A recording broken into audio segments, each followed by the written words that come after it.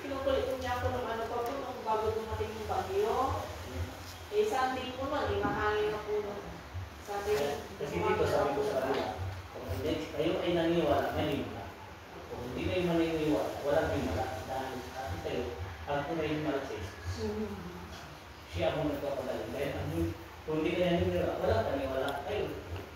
Dahil ang isang nagpapagaling sa inyo, dahil kahit sa mundo kayo, dahil ang Diyos ay isang himala.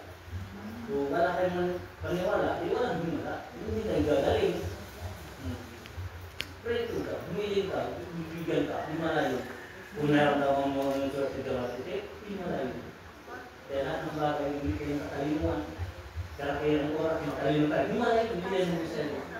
Ang himala, ang may paniwala. Kung walang paniwala, walang himala. In Jesus' name.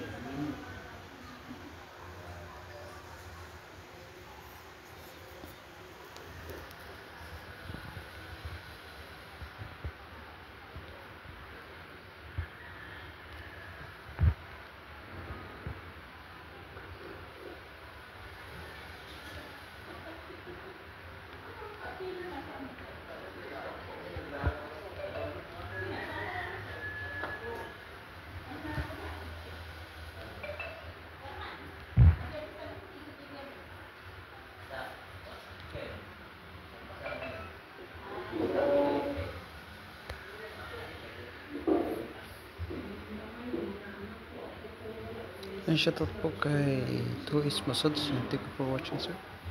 And blessed Sunday sa inyong lahat. Ito, healings tayo. Yan sila pangyarihan.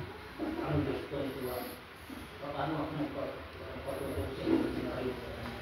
Paano ako magagamit sa tao kung wala na. Wala na.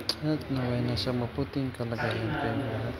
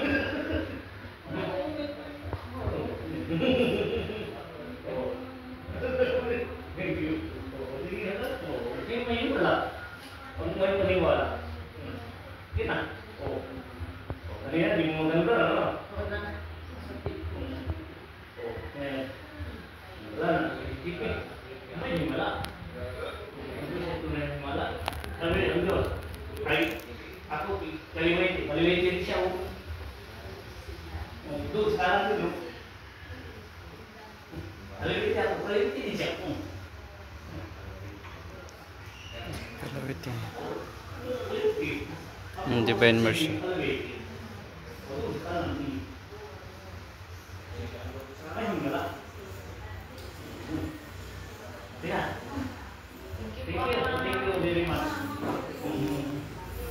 tapos na po ang ating gawin.